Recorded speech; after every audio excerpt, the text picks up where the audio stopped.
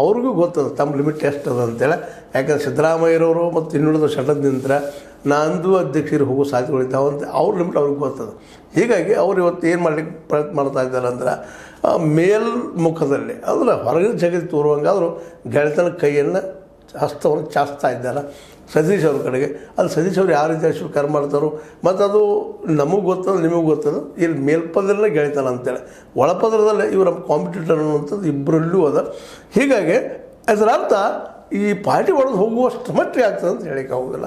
ಯಾಕಂದರೆ ಪಾರ್ಟಿ ಇವತ್ತು ಒಡೆದು ಹೋಯ್ತಪ್ಪ ಅಂತಂದ್ರೆ ಏನಾಗ್ಬೋದು, ಏನಾಗಲಿಕ್ಕಿಲ್ಲ. ಸ್ವತಃ ನೋಡಿದ್ವಿ ನಾವು ಈಗಾಗಲೇ. ಈಗ ರಮೇಶ್ ಅವ್ರು BJP ಹೋಗಿ ಅಲ್ಲಿ BJPಯಲ್ಲಿ ಏನು ಅನುಭವಿಸಿದ್ರು ಏನಿಲ್ಲ. ಈಗ ಸ್ವತಃ ಇವತ್ತು ಯಡಿಯೂರಪ್ಪರ ವಿರೋಧವಾಗಿ ಅವ್ರು ಎದ್ದು ನಿಲ್ಲುವಂಥ ಪ್ರಸಂಗ ಬಂದದ.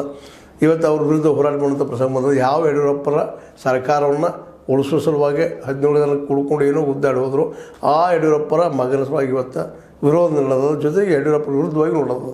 ಇದರ ಅರ್ಥ ಏನಪ್ಪ ಅಂದ್ರೆ ಎಲ್ಲೂ ಎಲ್ಲ ಕಡೆಯೂ ಒಂದೇ ರೀತಿ ರಾಜಕೀಯ.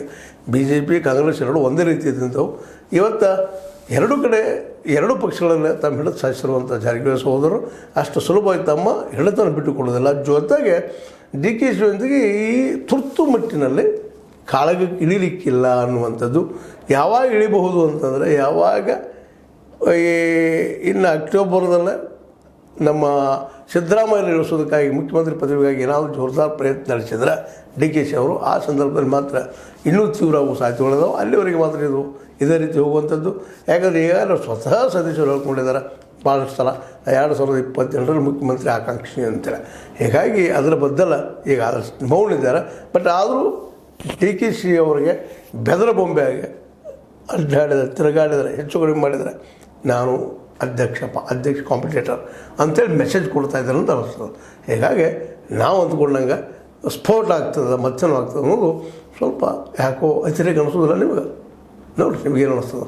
ಹಂಗೆ ಅನಿಸಿದ್ರೆ ಹಂಗೆ ತಿಳ್ಕೊಳ್ರಿ, ಇಲ್ಲಾಂದ್ರೆ ಇಲ್ಲ ತಿಳ್ಕೊಳ್ರಿ. ಏನು ಮಾಡ್ತೀರಿ ಮಾಡಲಿ, ಲೈಕರ್ ಮಾಡಲಿ ಡಿಸ್ಲೈಕರ್ ಮಾಡಲಿ, ಒಟ್ಟು ಮಾಡ್ತಾಯಿರಿ, ಮಾತಾಡ್ತಾಯಿರಿ, ನಿಮ್ಮ ಅಭಿಪ್ರಾಯ ತಿಳಿಸ್ತಾಯಿರಿ. ಮತ್ತು ಅದೇ ಕಾಲಕ್ಕೆ ಶೇರ್ ಮಾಡ್ತಾಯಿರಿ. ಇದರೊಂದಿಗೆ ಸಬ್ಸ್ಕ್ರೈಬ್ ಆಗೋದು ನಿಲ್ಲಿಸಲಿಕ್ಕೆ ಹೋಗ್ಬೇಡ ಅಂತ ಹೇಳ್ತಾ H60 ನ್ಯೂಸ್ ಅಥವಾ H ಸೀತಾರಾಮ್ ಸತ್ಯದ ಕೈಗೊಂಡು ವಂದನೆಗಳು.